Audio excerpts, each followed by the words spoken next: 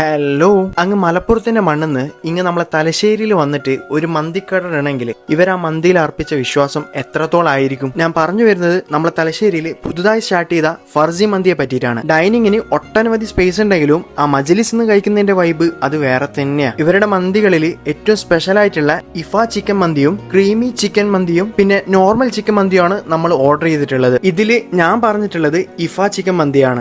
ഈ കാണുന്ന പോലത്തെ ആ ക്രീമി ടെക്സ്ചറിലുള്ള സ്പെഷ്യൽ മസാലയില് മുങ്ങിക്കുളിച്ചിട്ടുള്ള അൽഫാമുകളാണ് നമ്മൾ ഓർഡർ ചെയ്തിട്ടുള്ള ആ സ്പെഷ്യൽ 2 ഐറ്റംസ്. ഇതിന്റെ ഒരു ടേസ്റ്റ് വേസ് പറയുന്നതാണെങ്കിൽ ചെറിയൊരു മധുരവും അതുപോലെ തന്നെ എരിവും ഒക്കെ വന്നിട്ടുള്ള ഒരു ചീസി ഫ്ലേവറിലുള്ള ഒരു ടേസ്റ്റ് എന്നൊക്കെ നമുക്ക് തോന്നൂലേ, അതുപോലത്തെ ഒരു ടേസ്റ്റ് ആണ് ഇതിന്റെ. എന്റെ ഒരു പേഴ്സണൽ ഒപ്പീനിയൻ പറയുന്നതാണെങ്കിൽ എനിക്കെന്തായാലും ഈ ഒരു ഐറ്റം ഇഷ്ടപ്പെട്ടിട്ടുണ്ട്.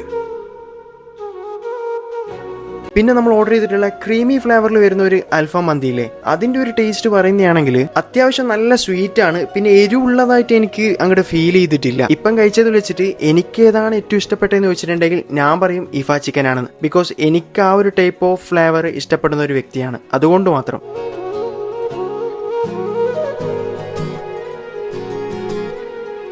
ഈ ഒരു ഐറ്റം ഇവിടുത്തെ മസ്റ്റ് ട്രൈ ആണോന്ന് ചോദിച്ചാൽ അത് എനിക്ക് അറിഞ്ഞൂടാ. പക്ഷെ നോർമൽ മന്തിയും അൽഫാം ഒക്കെ കഴിച്ചിട്ട് താമ്പിച്ച് നിൽക്കുന്നവരാണ് നിങ്ങളെങ്കിൽ എന്തായാലും ഒന്ന് പോയിട്ട് കഴിച്ചിട്ട് നിങ്ങളൊരു ഫീഡ്ബാക്ക് അല്ലെങ്കിൽ ഒരു എക്സ്പീരിയൻസ് കമന്റ് ബോക്സിൽ വന്നിട്ട് പറയാം. അത് പോസിറ്റീവ് ആണെങ്കിലും നെഗറ്റീവ് ആണെങ്കിലും. നമ്മളെല്ലാവരും കഴിച്ചു കഴിഞ്ഞ് അവിടെ ഇരുന്ന് കുറച്ച് കുശലൊക്കെ പറഞ്ഞിട്ടാണ് അവിടെ നിന്ന് കീന്നത്. അപ്പൊ ഈ സ്പോട്ട് വരുന്നത് ഞാൻ പ്രത്യേകിച്ച് പറഞ്ഞേണ്ട ആവശ്യമില്ലല്ലോ, നമ്മളെ ടൗൺ ഹാൾ ഓഡിറ്റോറിയം ഇല്ലേ, അതിന്റെ നേരെ ഓപ്പോസിറ്റ് ആയിട്ടാണ് വരുന്നത്.